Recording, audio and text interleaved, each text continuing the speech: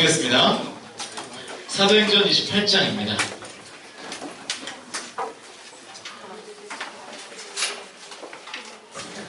사도행전 28장 16절에서 31절까지의 말씀입니다. 사도행전 28장 16절에서 31절까지의 말씀입니다.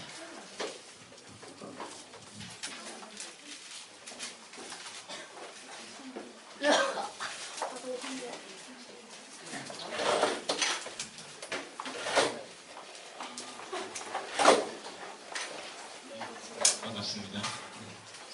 사도행전 28장 16절에서 31절 다 찾으셨습니까? 네, 우리 같이 한 절 한 절 교대로 읽도록 하겠습니다. 우리가 로마에 들어가니 바울에게는 자기를 지키는 한 군인과 함께 따로 있게 허락하더라.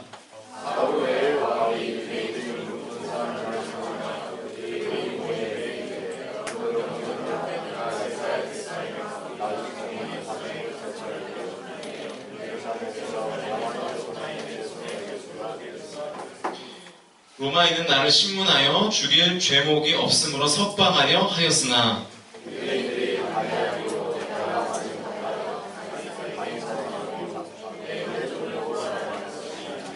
이러므로 너희를 보고 함께 이야기하려고 청하였으니 이스라엘의 소망으로 말미암아 내가 이 쇠사슬에 매인 바 되었노라.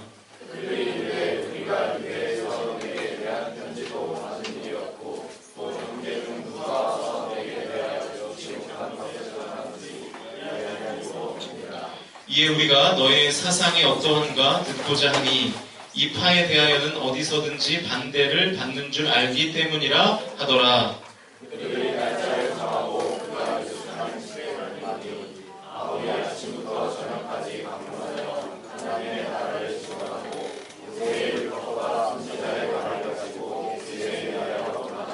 그 말을 믿는 사람도 있고 믿지 아니하는 사람도 있어.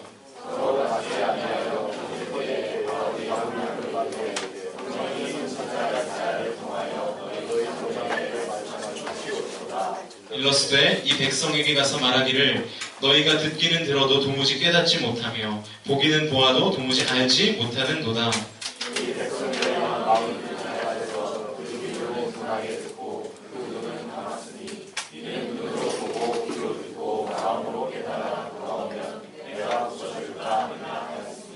그런즉 하나님의 이 구원이 이방인에게로 보내어진 줄 알라. 그들은 그것을 들으리라 하더라. 30절 시작.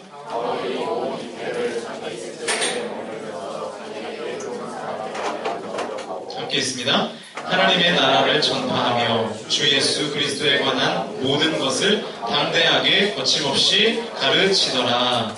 아멘. 우리 같이 아멘 합시다. 아멘. 오늘은 막막할수록 믿음으로 살라, 막막할수록 믿음으로 살라라는 제목으로 하나님 말씀 증거하도록 하겠습니다. 저는 에세이 장르의 책을 굉장히 좋아합니다. 안 어울리죠? 그런데 에세이를 제가 굉장히 좋아하는데, 제가 굉장히 좋아하는 작가가 있어요. 몇 해 전에 암 투병을 하다가 이제 세상을 떠나신 분인데요. 장영희 교수라는 분이 있습니다. 서강대 교수님이셨는데, 장영희 교수님. 혹시 아십니까? 처음 들어보나요? 네. 그분의 유고작이 있었습니다. 살아온 기적, 살아갈 기적이라는 책이 있었습니다. 살아온 기적, 살아갈 기적. 그 책에서 이 장영희 교수가 자신의 여동생과 또 조카들과 함께 미국에 있는 이 보스턴에 한 미술관을 방문했던 경험을 소개하는 그런 내용들이 있습니다. 그때 이 장영희 교수는 미술관 방문을 이제 기념하기 위해서 이 동양인으로 보이는 한 중년의 남자에게 카메라를 건네면서 사진을 찍어달라 이렇게 요청을 했던 것 같습니다.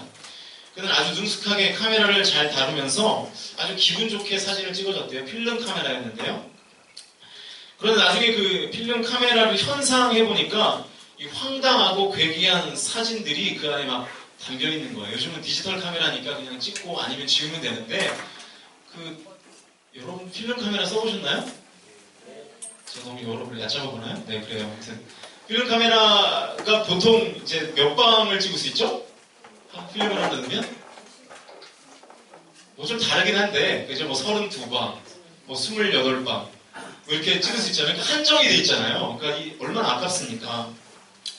그런데 나중에 이제 그 필름 카메라를 현상을 해서 보니까 이렇게 피사체, 그러니까 그들의 얼굴이죠. 얼굴이 잘려가 있는 사진. 그러니까 다 이렇게 몸통까지만 나와 있는.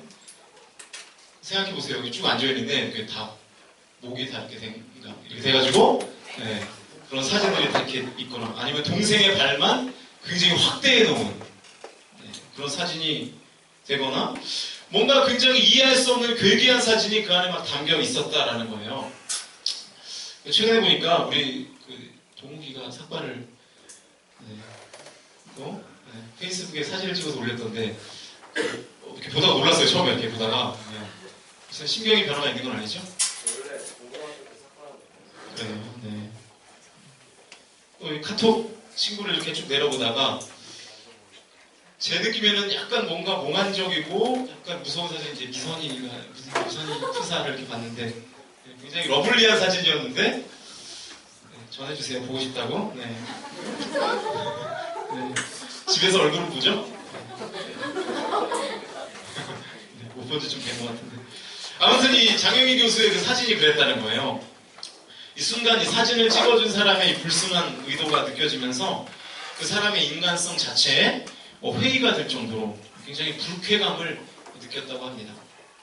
그런데 이 곁에서 그 사진을 같이 보던 이 초등학교 1학년짜리 조카가 그 사진을 보면서 그렇게 말하더래요. 와, 이모, 이 사진들 짱 멋있어. 네, 초일 같은 말이죠. 네. 그때 그 미술관에서 본 추상화 같아. 뭔가 추상화를 이렇게 전시한 미술관이었나봐요. 그 아저씨가 우리가 미술관 앞에서 찍으니까 이렇게 뭔가 추상적으로 사진을 찍어줬나봐. 이렇게 얘기를 하더래요. 네.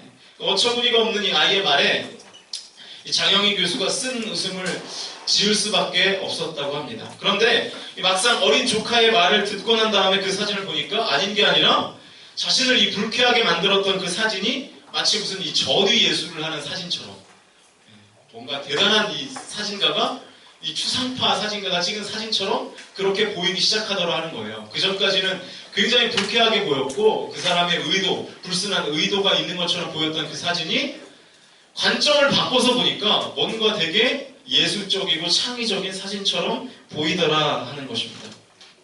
마치 무슨 이 샤갈의 그림처럼 그렇게 보이기도 하고 굉장한 어떤 또 화가의 그림처럼 그렇게 보이기도 했다라는 거죠. 왜 이 장영희 교수가 그 사진을 봤을 때 그 느낌이 처음과 나중에 달라졌을까요? 그 장영희 교수의 관점이 바뀌었기 때문이죠. 보는 눈이 달라졌기 때문에. 여러분, 인생을 살다 보면 정말 중요한 것은 상황이나 현실이나 이 팩트가 아니라는 것을 우리가 깨달을 때가 참 많습니다. 기대했던 것이 무너지고 원하는 대로 일이 진행되지 않을 때에도 아니 어쩌면 이 막다른 골목과도 같은 것처럼 아무것도 할 수 없는 그런 막막한 상황을 우리가 맞닥뜨리고 봉착했을 때라도 우리의 인생을 결정짓는 것은 결코 그 상황 자체 혹은 그 현실 자체 어떤 사실 자체가 아니라 그 상황을 바라보는 관점, 그 상황을 해석하는 눈이 우리의 인생을 바꿀 수 있다라고 하는 것입니다. 여러분, 믿음이 뭘까요? 믿음은 해석이에요. 해석. 믿음은 나의 삶에 대하여 내가 어떠한 관점으로 바라보고 있느냐에 따라서 믿음의 질 혹은 믿음의 크기가 그죠? 평가가 될 수 있다라고 하는 것이죠. 예를 들면 지금 여러분 제 설교를 듣고 있잖아요. 여러분 표정이 별로 좋지 않습니다. 이렇게 보면 뭔가 다 공포 영화를 막 보고 온 듯한 그런 표정으로 제 앞에 서 있지만 제가 만약에 여러분의 표정을 보고 아 지금 설교를 굉장히 진지하게 듣고 있구나. 네, 그렇게 제가 해석을 할 수 있다는 거죠. 그렇죠? 그렇게 해석하면 안 되나요? 네, 그렇게 해석해야 제가 설교를 할 수 있을 것 같아서. 네, 그러니까 믿음은 해석이라는 것이죠. 그 상황과 현실을 있는 그대로 받아들이는 것은 여러분 크리스천이 아닙니다. 믿음이라는 것은 이 팩트라는 어떤 빛을 믿음이라는 프리즘에 통과시켜서 그 색깔을 바라볼 수 있는 사람, 그 사람이 크리스천입니다. 여러분 오늘 본문은 보통 사람들과 전혀 다른 관점을 가지고 이 자신에게 주어진 상황을 해석하며 바라보고 또 해석한 대로 살아가고 있는 바울의 모습을 우리가 볼 수 있죠. 읽으신 것처럼 이 본문의 내용은 이 로마에 들어간 바울의 사역에 대해서 기록하고 있습니다. 그때 상황이 어땠습니까? 한마디로 굉장히 막막한 상황이었어요. 복음을 전하기 위해서 드디어 내가 로마로 가는구나 그렇게 생각하며 갔지만 사실은 복음을 전혀 전할 수 없는 그런 상황이었습니다. 여전히 죄수의 누명은 벗겨지지 않았고요. 다시 감옥에 갇힐 수밖에 없는 그런 상황이었습니다. 그러니까 지금 바울의 상황 자체는 딱 이 표현이 정확해요. 막막한 그런 상황이었어요. 답답한 그런 상황이었어요. 하지만 놀랍게도 바울은 이 막막한 모든 상황 속에서 자신에게 주어진 이 복음 전파의 사명을 그 어느 때보다도 굉장히 효과적으로 감당했다고 오늘 본문은 분명하게 우리에게 기록해주고 있습니다. 31절을 한번 보실까요? 31절 우리 같이 한번 읽습니다. 시작!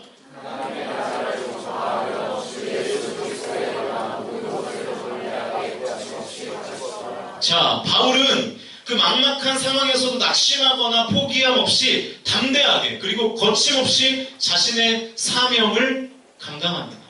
여러분 우리가 이 땅을 살 때 얼마나 좋은 환경에서 얼마나 좋은 현실을 가지고 여러분이 살아갈 수 있다고 생각하세요?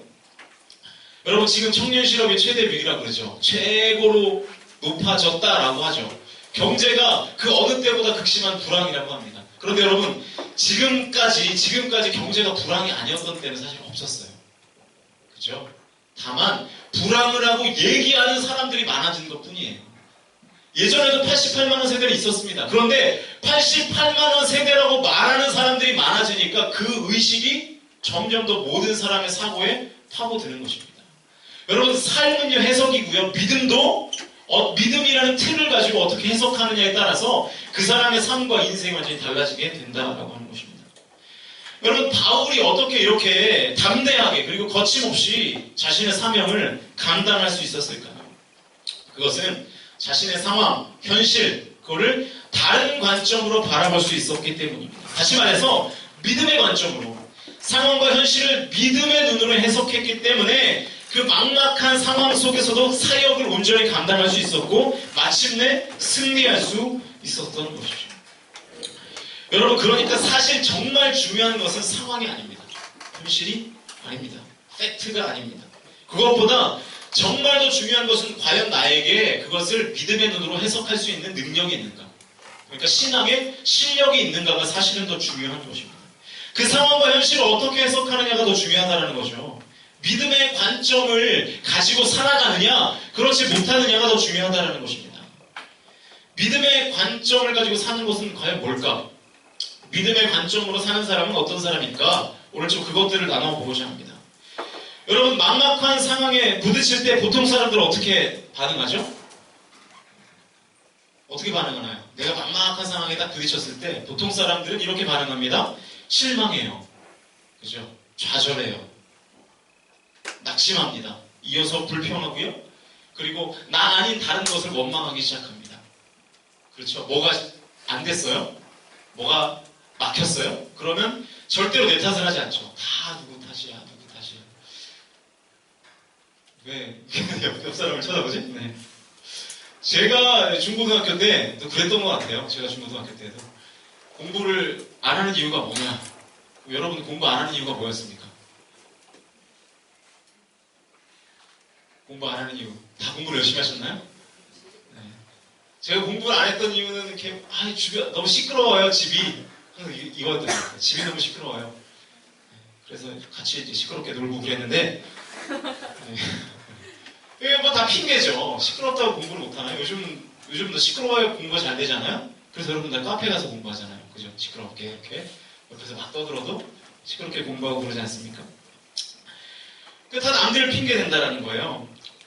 막막한 상황에 부딪히게 될 때 보통 사람들은 이렇게 반응합니다. 실망하고요. 좌절하고 이에서 불평하고 원망하기 시작합니다. 바울은 안 그랬을까요? 바울도 아마 충분히 그럴 수 있었겠죠. 오늘 보면 16절을 한번 보십시오. 16절 우리가 로마에 들어가니 바울에게는 자기를 지키는 한 군인과 함께 따로 있게 허락하더라. 여러분 지금 바울이 누구와 함께 있었습니까? 자기를 지키는 군인과 함께 있었어요. 왜요? 왜 군인이 옆에 있었을까요? 바울이 별을 달아서 군인이 옆에 있었던 게 아니라 죄수의 신분이라서 군인이 옆에 딱 지금 붙어서 감시하고 있는 겁니다. 그리고 지금 가택 연금 상태에 있었습니다. 얼마나 실망스럽겠습니까? 바울이 로마에 온 목적은 딱 한 가지였어요. 복음을 전하기 위해서. 그런데 가택 연금이 된 거예요. 밖에 나갈 수가 없어요. 밖에서 군인이 지키고 있습니다. 복음을 전할 수 있는 상황이 전혀 아니었습니다. 순간 바울의 마음이 어땠을까요? 감옥에 갇힌 상태에서 내가 무엇을 할 수 있단 말입니까? 그런 생각을 하지 않았겠습니까? 네. 바울도 똑같은 사람이거든요. 아마 그의 마음속에 실망하는 마음, 원망하는 마음, 낙심하는 마음, 좌절하는 마음이 있었을 겁니다. 여러분, 사람의 감정이라는 것이요, 굉장히 간단한 것이 아닙니다. 복잡하고 미묘한 그런 거예요. 그래서 여러분의 마음 하나하나를 지키는 것이 사실은 쉽지 않습니다. 이 찰스 스탠리라는 사람이 크리스천의 감정 수업이라는 책을 썼는데요. 거기서 이렇게 얘기해요. 감정에는 강력한 힘이 있다. 이 사실을 부정할 사람은 아무도 없다. 눈으로 보고 만질 수 없지만 우리는 감정의 강력한 힘에 끊임없이 영향을 받으며 그 위력에 휘둘린다. 아마 지금도 감정에 휘둘리는 사람이 있어요. 그죠? 감정과 상관없이 살아가는 사람도 있지만 우리 모두는 거의 다 대부분 감정에 휘둘리며 살아갑니다. 여러분, 감정이요 한 사람을 삽시간에 무너뜨릴 수 있어요. 상황은 똑같은데 어떤 사람은 그 상황에 주는 감정에 휩싸여서, 그죠? 한강물에서 뛰어내리기도 하죠. 그렇지 않습니까? 그래서 여러분, 사실 사람이요 균형이 있어야 돼요. 균형. 이 사람에게는, 그러니까 인격에게는 세 가지가 있어야 됩니다. 그 세 가지가 뭘까요? 첫 번째는 지성, 두 번째는 감성, 세 번째는 의지입니다. 지정의가 있어야 온전한 인간이라고 하죠. 지정의 이 세 가지가 균형 있게 조화를 이루는 삶이 건강한 삶입니다. 지성, 감성, 의지 이 세 가지가 다 있어야 된다는 거예요. 그러니까 균형 있게. 근데 보통 사람들이 균형이 있지 못하죠. 그런데 어떤 사람들은 감정에 휘둘립니다. 그래서 감정이 그 사람의 모든 판단 기준이 돼요. 그래서 날씨가 좀 꾸리꾸리하면 어떻게 합니까? 나 우울하니까 오늘 교회 안 가. 날씨가 화창하면 기분 좋으니까 교회 안 가. 이러면 이제 뭐 신앙생활이 될 리가 없는 거죠. 지성이 발달한 사람들도 마찬가지입니다. 그러니까 아는 게 많아요. 아는 게 많은 사람들 있죠. 쟤는 어떻게 그런 것까지 다 알까 싶을 정도로 아는 거는 많은데, 뭐 예를 들면 이것이 이상적인 교회다. 아는 거 많겠죠. 그러면서 교회를 위해서 의지적으로 결단하거나 헌신하는 것이 없다 그러면 그 사람은 그 아는 것이 그냥 아는 것에서 끝날 뿐이지 그 아는 것이 영향력으로 발휘될 수 없다라는 것입니다. 주로 이 신학교에서 가르치는 교수님들이 이래요. 교회가 그러면 안 된다. 목회가 그러면 안 된다. 교회가 그렇게 다 썩어 빠져서 되겠냐. 왜냐하면 교회라는 현장을 모르니까 이상적인 얘기들만 하게 되는 거죠. 사실 학교만큼 썩은 데가 어디 있습니까? 그죠? 등록금 받아다가 다 건물만 짓고 그러잖아요. 여러분 피 같은 그 등록금을 받아다가 또 지성도 있고 의지적인 결단도 있는데 이 감정이 없는 사람들이 있어요. 감정이 메마른 사람들. 그래서 감정이 메마르면요 그 공동체에 찬양이 잘 되지 않습니다. 찬양은 사실 이 감정을 가장 많이 쓰는 그런 활동이거든요. 그런데 이 감정이 없으니까 뭐 찬양을 해도 그냥 뭐 하는 둥 마는 둥. 주로 이제 남자 그리고 이제 어른이 되면 될수록 이 감정이 사라져요. 사실 이 예배에서 이 찬양과 기도가 감정을 가장 많이 쓰는 그런 활동인데, 저도 이제 교회에서 찬양 인도를 하잖아요. 찬양 인도를 하는데 제가 박수 치고 찬양합시다 그러면 이제 여자분들은 굉장히 막 신나게 이렇게 막 치거든요. 근데 보통 이제 남자 어른들은 이렇게 도마뱀 앞다리처럼 이렇게 박수치고 절대로 입을 뻐끗하지 않습니다. 모기가 들어올까봐 그러나 아무튼 전혀 입을 열지 않고 그냥 이렇게 앞에 저를 이렇게 쳐다보고 잘하네, 신기하다. 그렇다고 예배를 빠지느냐? 예배는 절대 빠지지 않습니다. 왜냐하면 지성이 있기 때문에 체면을 유지해야 되기 때문에 의지가 또 대단하죠. 예배는 절대 안 빠지지만 예배를 절대 제대로 드리지 않는 아는 것도 굉장히 많고, 그런데 감정이 빠져 있으니까 하나님을 온전히 예배하지는 못하는, 예배를 온전히 누리지는 못하는, 이렇게 지성, 감성, 의지가 다 작동해야 됩니다. 또 감정이 오히려 예배를 방해할 수 있어요. 예배하다가 뭐가 마음에 안 들면 그냥 그 예배를 다 그냥 뭉개뜨리는 그런 경우들도 많고, 그러니까 여러분 이 지성, 감성, 의지가 조화를 이루도록 여러분의 삶을 훈련하는 것이 굉장히 중요합니다. 여러분 바울은요 누구보다 위대한 사도였지만 아마 바울도 이 실망이라는 감정에서 자유롭지는 못했을 겁니다. 아니 오히려 더 큰 실망이 그의 가운데 찾아왔을 수도 있어요. 왜냐하면 로마에서 복음을 전하기 위해서 사실 자신의 인생을 걸었거든요. 그런데 복음을 전할 기회가 다 막혀버렸습니다. 게다가 하나님께서 약속까지 하셨거든요. 너는 로마에 가서 복음을 전하게 될 것이다. 약속까지 하셨어요. 사도행전 23장 11절을 보니까 화면을 한번 보세요. 그날 밤에 주께서 바울 곁에 서서 이르시되 담대하라. 내가 예루살렘에서 나의 일을 증언한 것 같이 로마에서도 증언하여야 하리라 하시니라. 그러니까 예루살렘에서 내가 그렇게 힘있게 복음을 전했던 것처럼 로마에서도 너도 복음을 증거하게 될 것이다. 하나님 약속하셨습니다. 그 하나님의 약속을 믿고 갔는데 감옥에 갇히는 거예요. 얼마나 기대가 컸겠습니까? 로마에서는 묶였던 모든 것들이 다 풀리고 자유롭게 복음을 전하게 되겠구나 기대하지 않았겠습니까? 그런데 그 기대가 다 무너진 거예요. 여러분 저는 사실 매 주일마다 그런 걸 경험합니다. 설교를 준비할 때는 뭔가 제가 굉장히 가슴이 뜨거울 때 설교를 준비하거든요. 막 치면은 치면서 제가 약간 이 설교를 하는 상상을 하면서 치는 것 같아요. 여러분은 막 아멘 하고 막 이런 것들을 상상하고 이제 설교를 보통 준비하는데요. 뭐 아멘은 그냥 그리고 이제 끝나면 이제 주여 이러면서 이제 내려가고 아마 성은이도 그런 감정을 많이 느끼지 않을까 이런 생각을 하는데 그렇거든요. 근데 이 바울이 그랬어요. 바울이 하나님이 약속해 주셔가지고 로마에 가겠다 그랬는데 갔더니 그냥 집안에 처박혀 있을 수밖에 없는 그런 상황이 된 겁니다. 그 기대가 완전히 다 무너지게 된 거죠. 얼마나 실망이 컸겠습니까? 그런데 오늘 본문에서 놀랍게도 사도 바울은 이렇게 행동하고 있습니다. 17절 앞부분을 보시면 28장 17절 앞부분을 보시면 사흘 후에 바울이 유대인 중 높은 사람들을 청하여 뭐 하고 있습니까? 바울이 지금 무엇을 하고 있냐면 유대인 중에 높은 사람들을 청했습니다. 왜요? 왜 그들을 오라고 청했을까요? 왜 지금 본인이 갇혀있는 그 가택에 왜 유대인들의 높은 사람을 청했을까요? 뭐 하려고? 복음 전하려고. 바울이 갑자기 풀려나서 지금 복음을 전하려고 하는 것이 아니고요. 그의 상황은 조금도 나아진 것이 없습니다. 여전히 감옥 안에 있어요. 가택 연금된 상태예요. 상황은 변한 것이 하나도 없습니다. 그런데 지금 바울은 실망이라는 감정에서 벗어나서 복음을 전하기 위해 유대인들을 청하고 있어요. 와라. 와서 복음을 들어라. 그것도 사흘 만에. 정확히는 모르겠지만 사흘 만에 회복한 것 같습니다. 놀랍지 않습니까? 아니 어떻게 인간이 그렇게 부정적인 감정을 쉽게 떨쳐버릴 수 있었는가? 도대체 사흘 동안 무슨 일이 바울에게는 있었을까? 이 내용은 우리가 분석할 수 없습니다. 성경이 말하고 있지 않기 때문에. 그래서 확실한 건 한 가지예요. 그게 뭘까요? 기도입니다. 기도. 왜냐하면 바울은 기도의 사람이었거든요. 여러분 바울이 감옥에서 쓴 편지를 보면 이런 표현이 굉장히 자주 등장합니다. 빌립보서 1장 4절을 보시면 간구할 때마다 너희 무리를 위하여 기쁨으로 항상 간구하며 에베소서 1장 16절 내가 기도할 때에 기억하며 너희로 말미암아 감사하기를 그치지 아니하고 골로새서 1장 3절 우리가 너희를 위하여 기도할 때마다 하나님 곧 우리 주 예수 그리스도의 아버지께 감사하노라. 이게 다 바울이 감옥에 있을 때 쓴 편지들이에요. 바울이 감옥에서 뭐 했습니까? 기도했어요. 기도. 여러분 언제 기도가 제일 잘 되십니까? 저는 월요일이 제일 잘 돼요. 월요일. 안 쉴 때는 이제 제가 보통 한 격주로 월요일 날 새벽 예배를 할 때가 있고 안 할 때가 있는데 새벽 예배를 월요일 날 할 때 기도가 제일 잘 됩니다. 왜냐면 주일날 여러분을 만났기 때문에 이제 월요일 날 기도가 굉장히 잘 되는. 무슨 말인지 잘 모르는 것 같아요. 여러분 기도할 때마다 무슨 말이에요?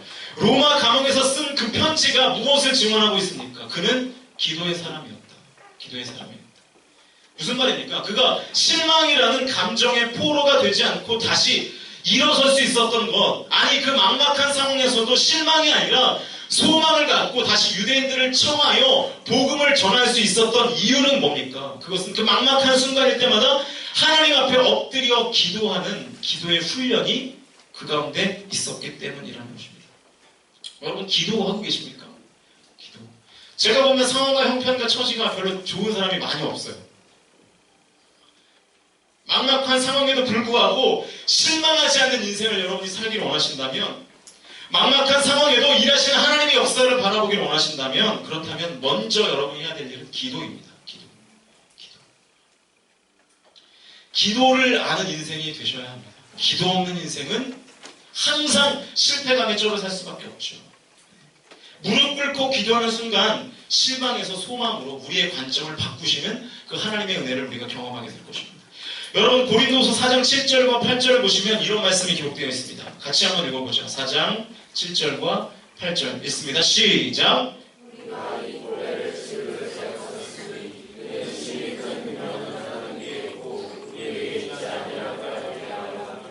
우리가 사방으로 우겨쌈을 당하여도 쌓이지 아니하며 답답한 일을 당하여도 낙심하지 아니하며. 자, 답답한 일, 사방으로 우겨쌈을 당하고 그럼에도 불구하고 낙심하지 않을 수 있는 이유는 한 가지밖에 없어요. 심히 큰 능력이 우리 하나님께 있고 내게 있지 않는 거예요. 내가 무언가를 하다가 실패했어요. 넘어졌어요. 좌절했습니다. 그런데 우리의 소망이 나에게 있는 것이 아니라 하나님께 있기 때문에 소망 되신 하나님 앞에 우리가 무릎 꿇고 기도할 때 다시금 우리의 소망이 회복되는 것입니다. 비록 지금 나의 현실은 사방으로 우겨쌈을 당해 있다 할지라도, 그럼에도 불구하고 낙심하지 않고 좌절하지 않을 수 있는 유일한 근거는 오직 우리의 소망 되시는 그 하나님을 바라며 그분 앞에 기도할 때입니다. 하나님의 능력을 다운로드할 때. 뭘로요? 기도로. 우리가 막막하고 답답한 상황과 현실을 이기는 능력은 하나밖에 없습니다. 기도밖에 없습니다. 하나님께 있습니다. 오직. 그래서 우리는 기도해야 되는 거예요. 교회에서 많은 설교자들이 기도하라 라고, 그리고 성경이 쉬지 말고 기도하라라고 말씀하는 이유가 있습니다. 기도 외에는 이런 능력이 나갈 수 없느냐. 정답이잖아요, 정답. 그런데 우리는 기도하지 않죠. 기도하지 않고 다른 은혜, 다른 쾌락, 다른 것들을 쫓으면 잠깐은 뭔가 나에게 그 소망이, 그 실패감들이 사라지는 것 같지만, 실패감들이 사라지고 소망이 잠깐 생기는 것 같지만 그건 말 그대로 잠깐일 뿐이죠. 그것이 우리의 삶을 온전히 바꾸지는 못합니다. 막막한 상황을 맞닥뜨릴 때 생각나는 탈무드가 있는데요. 탈무드의 동화가 있는데, 보통 한 5살짜리를 위한 철학 동화로 재구성된 그런 책들이 있거든요. 제가 왜 나이를 왜 얘기했냐면, 이 이야기가 이해되지 않는 사람은 여러분의 정신연령이 5세 미만이라는 그런 얘기입니다.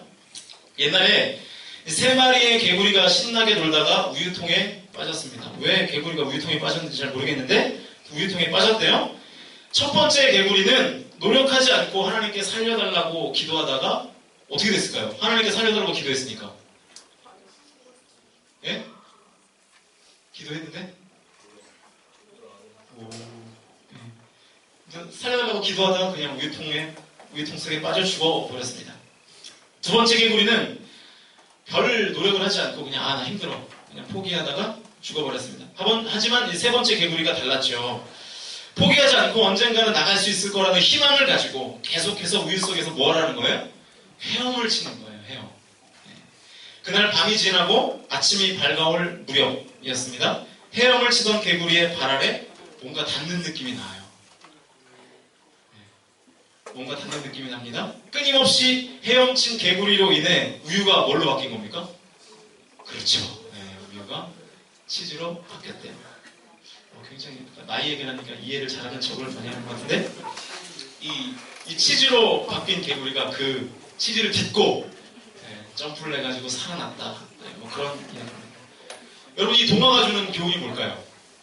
기도만 하면 된다? 포기해라? 뭐죠? 최선을 다하는 인생을 살라. 막막한 상황에 처할수록 최선을 다하는 것이 중요하다. 이게 말은 쉽죠. 그런데 말은 참 쉬워요. 하지만 이 막막한 상황에서 최선을 다한다는 것은 굉장히 어려운 일입니다. 막막한 상황에 오면 우리는 그냥 다 포기해버리고 싶기 때문에. 물론 그럼에도 불구하고 최선을 다해야 한다는 것은 알지만, 보통 사람들은 이런 생각을 하기 쉽죠. 해봤자 소용없어. 이미 끝났어. 해봤자 소용없어. 이미 끝났어. 바울도 아마 그런 생각했을 겁니다. 사실 바울의 상황이야말로 해봐야 별 소용없는 그런 상황 아니었겠습니까? 가택 전도자가 직업이 전도자인데 집안에 갇혀 있는 거죠. 뭘 할 수 있겠습니까? 사람들을 만나러 나가야 되는데 그렇게 할 수 없는데 무슨 전도를 할 수 있겠습니까? 게다가 로마에 있는 유대인들도 바울에 대해서 오늘 본문을 보시면 안 좋은 선입견들을 갖고 있는 그런 상황이었습니다. 로마에 있는 유대인들에게 바울을 모함하고 고소한 다른 유대인들이 벌써 그 인간과는 상종하지 말라고 말했을지도 모르는 그런 상황이었습니다.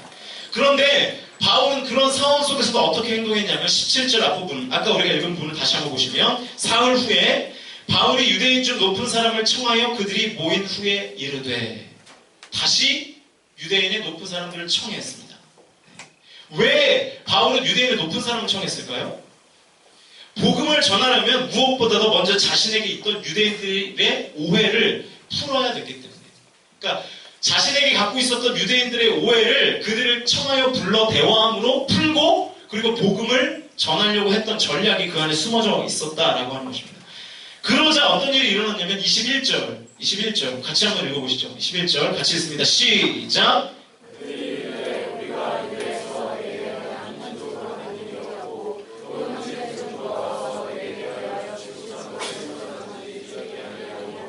자, 놀랍지 않습니까? 무슨 얘기예요?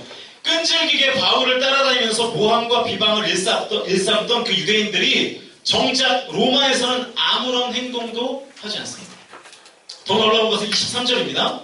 그들이 날짜를 정하고 그가 유숙하는 집에 많이 오니 바울이 아침부터 저녁까지 강론하여 하나님의 나라를 증언하고 모세의 율법과 선지자의 말을 가지고 예수에 대하여 권하더라.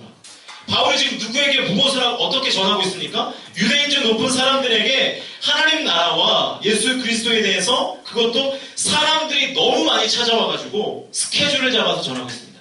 날짜를 정하고, 그들이 날짜를 정하고 스케줄 잡아서 오늘은 당신, 내일은 이 사람, 그 다음 날은 이 사람, 이렇게 하면서 스케줄을 정해가지고 지금 복음을 전하고 있다는 거예요. 날짜를 정하고. 무슨 말입니까? 로마에 있는 유대인들, 그것도 높은 사람들이 이 바울이 전하는 복음을 듣기 위해서 아침부터 저녁까지 줄을 쓰고 있는 진풍경이 벌어지는 거예요. 여러분이 아이폰 6S를 사려고 줄을 서 있는 것처럼, 그죠? 복음이죠. 네, 줄을 서 있는 것처럼 그렇게 지금 바울이 가택 연금되어 있는 그 집 앞에 바울의 강론을 듣기 위해서, 그러니까 바울의 설교를 듣기 위해서 스케줄을 잡고 줄을 서 있는 그런 모습입니다. 대체 어떻게 이런 일이 일어날 수 있었을까? 그것은 이 막막한 상황임에도 불구하고 실망하지 않고 최선을 다하는 이 바울에 대하여 사역의 열매가 맺히게 된 것이죠. 그리고 바울과 함께했던 주님의 역사가 그 안에 있었던 것입니다. 여러분, 분명한 것은 바울의 하나님이 저와 여러분의 하나님이라는 사실입니다. 그 하나님을 신뢰하면 우리 가운데에도 이 바울과 동일한 은혜의 역사가 우리 가운데 나타날 수 있다는 것입니다. 그 하나님이 지금도 역사하신다는 그 믿음의 눈이 우리에게 필요하다라고 하는 거죠. 그렇다면 우리가 아무리 막막한 상황에 처해 있다 할지라도 우리가 할 수 있는 최선을 다해야 되는 거예요. 최선을 다해야 되는 거예요. 여러분이 믿음으로 할 수 있는 모든 것을 다 시도해 봐야 그것이 크리스천으로서 마땅한 삶이 아니겠습니까? 제가 우리 청년 모임 여러 공동체에서 몇 번이고 소개한 신앙 격언이 있습니다. 이건데요. 하나님이 없는 것 같이 일하고 하나님이 전부인 것 같이 기도하라.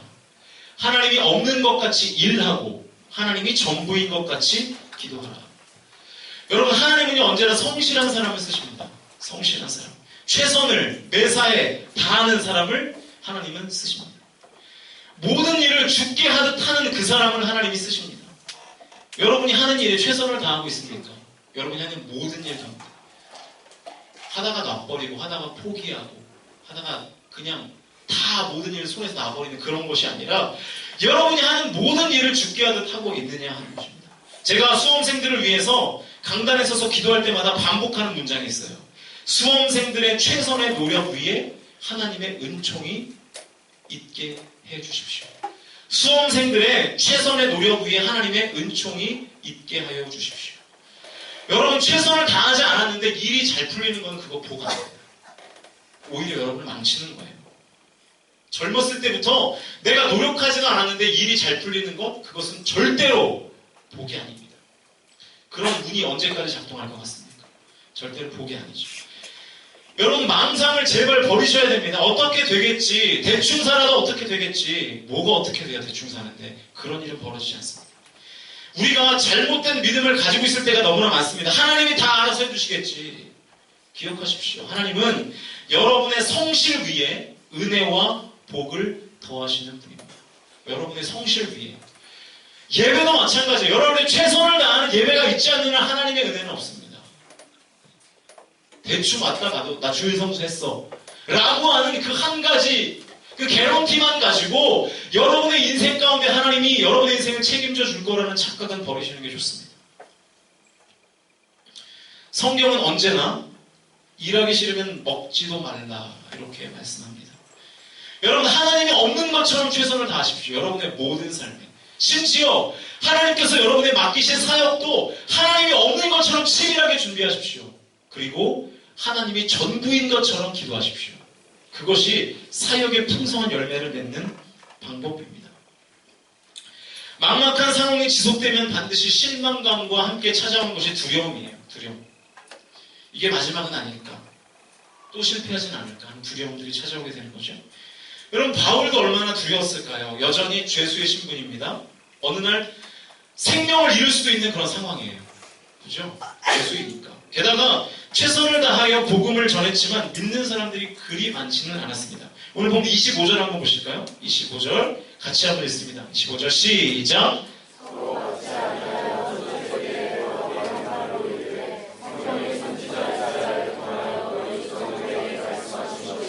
자, 바울이 그 스케줄을 잡아서 찾아오는 많은 사람들에게 하나님의 말씀, 그러니까 설교를 했는데 서로 맞지 아니하여. 무슨 얘기예요? 은혜 못 받았다. 그 얘기예요. 그러니까 많은 사람들을 만나서 복음을 전했는데 그들이 변화되지 않았어요. 은혜를 받지 못했어요. 바울을 만나기 위해서 수많은 유대인들이 찾아오는 것까지는 됐는데, 그리고 그의 강론을 들었기는 했지만 대부분의 사람들이 복음을 받아들이지 않았습니다. 그러니까 회심의 역사가 나타나지 않았어요. 바울의 강론이 그들과 잘 맞지 않은 거죠. 뭐 그럴 수 있죠. 네, 그럴 수 있습니다. 물론 믿는 사람들이 있었죠. 그러나 바울의 강론을 들은 사람의 수에 비해서 많지 않았습니다. 그래서 바울이 안타까운 심정으로 이렇게 얘기하죠. 26절입니다. 일러스되 이 백성에게 가서 말하기를 너희가 듣기는 들어도 도무지 깨닫지 못하며 보기는 보아도 도무지 알지 못하는도다. 아멘. 제가 하고 싶은 말씀이에요. 듣기는 들어도 깨닫지 못하며 보기는 보아도 도무지 알지 못하는도다. 얼마나 그들이 바울의 그 복음을 듣지 않았으면 바울이 이렇게까지 말했겠습니까? 막막한 상황에서 언제까지 복음을 전할 수 있을지 없을지도 모르는 그런 한정된 시간이 주어진 그 바울에게 이러한 상황은 얼마나 두려움을 바울에게 집어먹게 만들었겠습니까? 조급함과 두려움을 갖고 있었겠죠. 하지만 성경은 믿음의 사람 바울이 초조함과 두려움으로 인해 마음이 무너졌다고 말하고 있지 않습니다. 그렇게 기록하고 있는 성경은 단 한 군데도 없습니다. 아니, 오히려 바울은 두려움에도 불구하고 그 거침없는 담대함을 가지고 계속 복음을 전했다고 기록하고 있습니다. 30절과 31절 우리 같이 한번 읽습니다. 시작. 바울이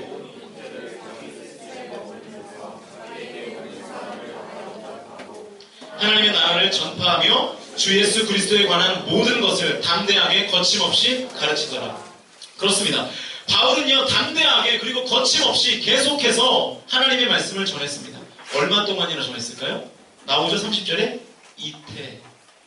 얼마예요, 이태가? 2년.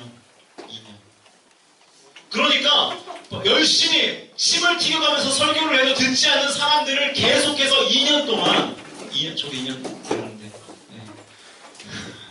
2년 동안 계속해서 복음을 전했다. 듣든지 아니 듣든지. 실망하지 않아요. 두려움에 사로잡히지 않아요. 계속해서 포기하지 않아요. 2년 동안 가택연금 상태에서 자기에게 오는 모든 사람들 만날 때마다 복음을 전하며 때로는 거절을 당해도 나 그거 믿지 않아요. 나는 당신의 설교 듣지 않아요 라고 거절을 당해도 여전히 그 자리에서 동일하게 신실하신 하나님을 의지하면서 복음을 전했습니다. 그것도 거침없이 담대하게. 그 결과가 나중에 나타납니다. 나중에. 믿음을 가진 소수들이 계속해서 여기저기서 생겨나기 시작합니다. 몇 절에 그 내용이 나였냐면 오늘 본문에는 안 나와 있습니다. 사도행전은 아예 기록되어 있지 않고요. 그러나 로마 감옥에서 쓴 옥중 서신 중에 빌립보서가 있거든요. 빌립보서 4장 22절에서 바울은 이렇게 말하죠. 같이 한번 읽어보죠. 4장 22절 시작. 모든 성도들이 자, 가이사의 집이 어디예요? 바울이 가택 연금된 그 집을 말하고 있는 거예요. 그 집에서 바울의 복음을 듣던 사람들 중에 일부가 모든 성도들에게 무난하대. 모든 성도들이 너희에게 무난하대.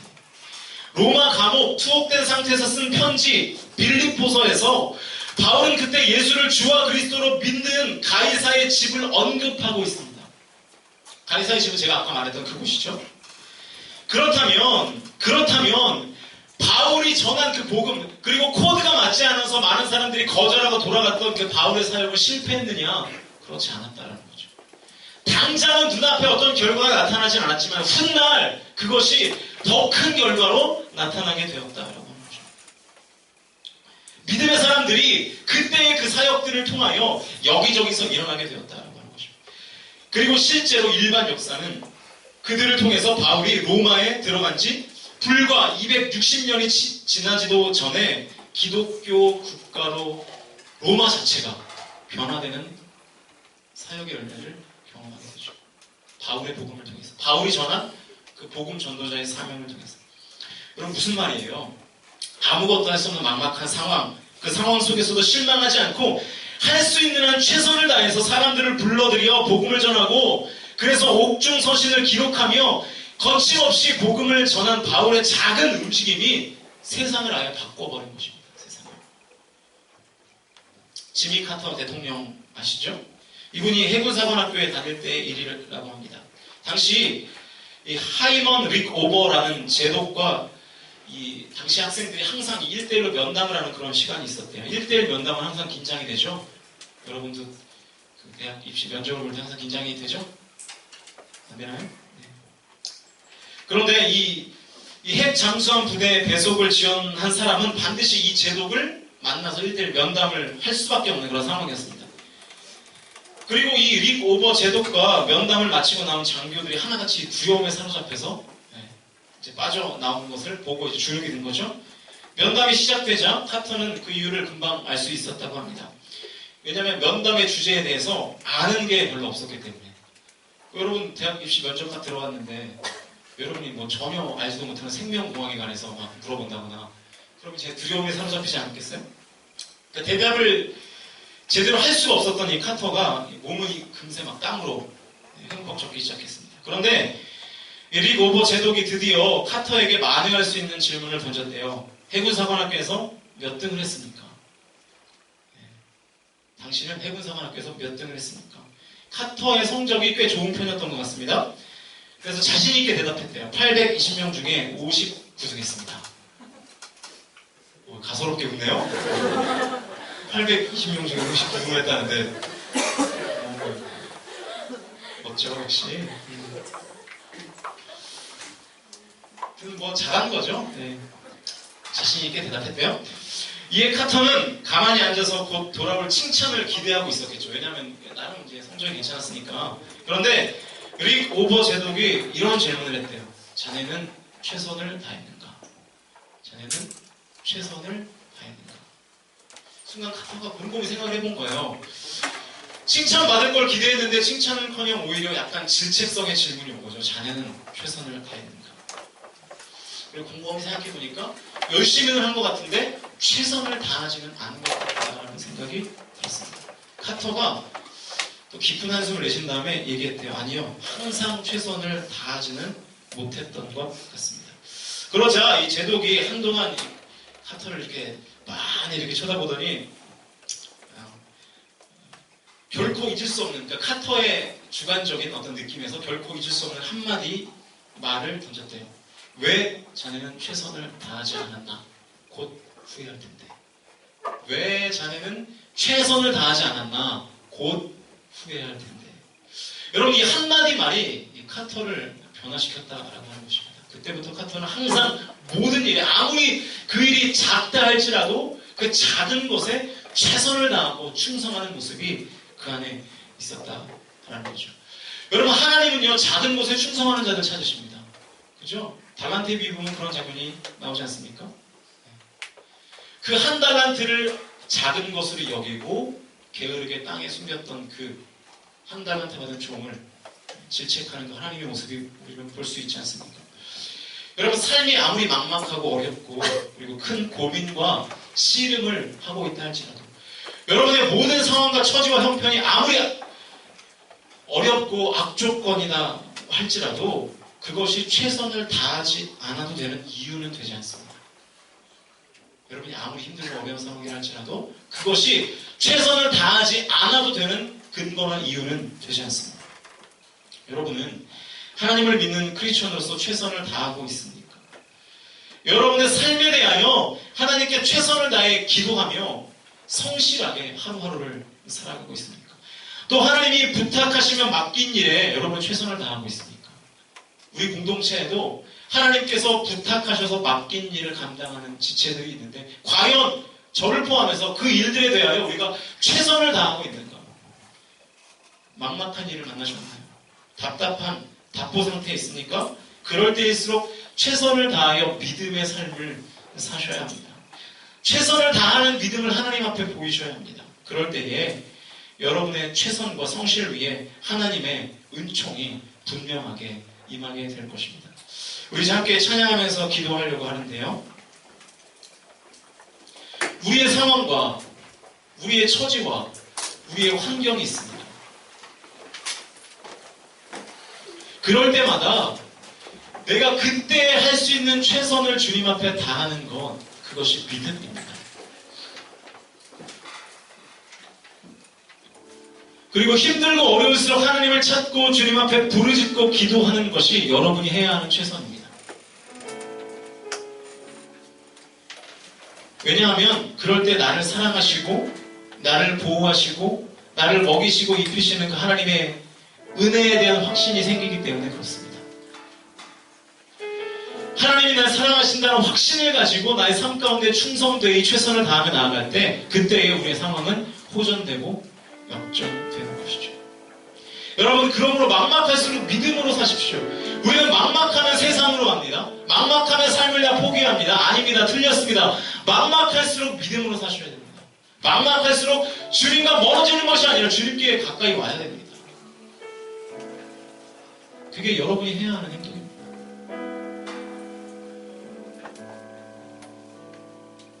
막막할수록 오히려 하나님을 떠나면 잠깐은 그 막막함을 잊을 수는 있겠으나 그 막막함을 근본적으로 해결할 수는 없는 것이죠. 여러분, 모든 상황 속에서 하나님을 찾으시는 우리 공동체가 되었으면 좋겠습니다. 모든 상황 속에서 하나님께 기도하는 공동체가 되었으면 좋겠습니다. 모든 상황 속에서 하나님을 신뢰하는 공동체가 되었으면 좋겠습니다. 우리가 그런 믿음을 가지고 그 하나님을 찬양하며 나아갑니다. 모든 상황 속에서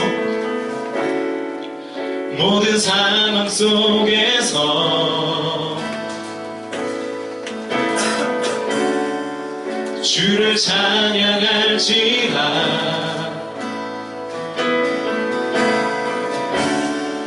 주는 너의 큰 상급,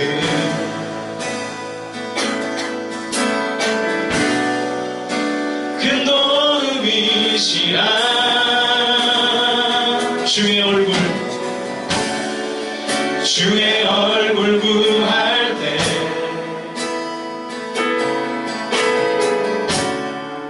주의 영을 부르사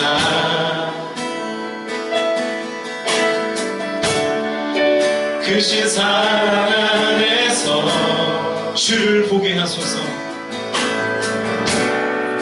주를 보게 하소서. 다시 한번, 모든 상황 속에서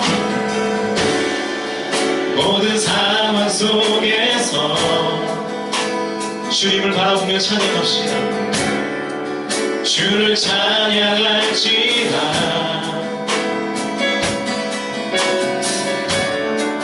주는 너의 큰 상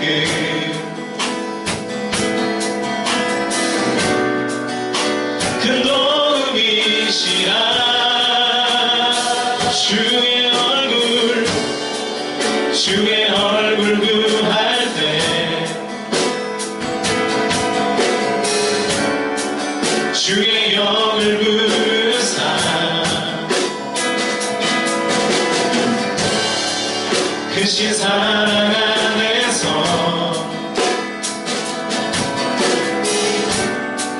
주를 보게 하소서.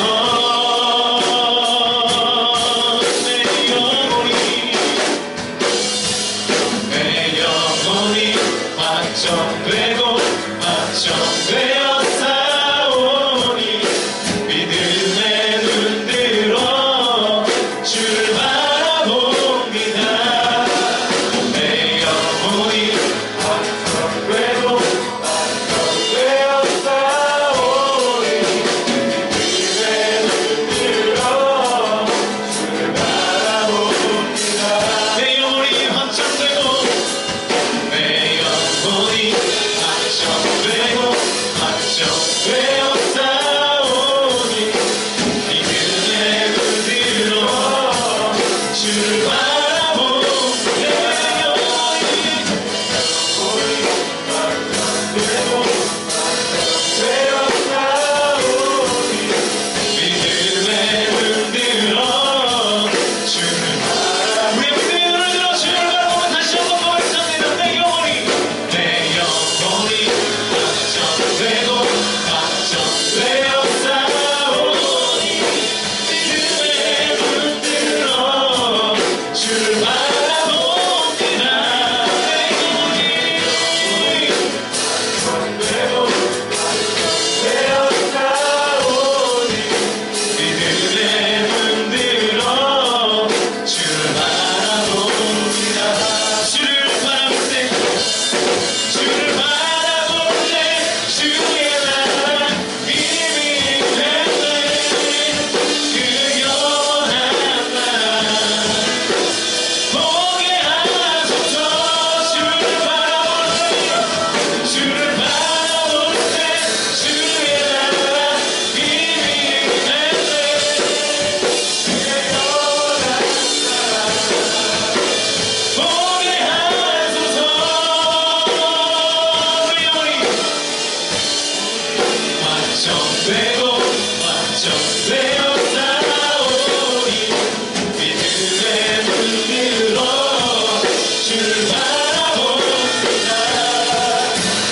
영혼이 확정되고 확정되어 싸우니 믿음의 눈 들어 주를 바라. 우리 믿음으로 선포하며 다시 한번 찬양합시다. 내 영혼이 확정되고 확정되어 싸우니 믿음의 눈 들어 주를 바라봅니다. 내 영혼이 확정되고 확정되어 싸우니 믿음의 눈 들어 우리 시간 기도하실 때 믿음의 눈을 달라고 기도합시다. 믿음으로 나의 상황을 바라보고 믿음으로 한 영혼을 바라보고 믿음으로 공동체를 바라보고 믿음으로 나의 삶을 해석하는 눈을 주님 갖게 해달라고. 그래서 하나님의 나라가 이미 임했음을 보게 해달라고. 나의 삶 가운데 이미 하나님의 나라가 임했음을 보게 해달라고. 나의 삶 가운데 이미 천국이 임했음을 보게 해달라고.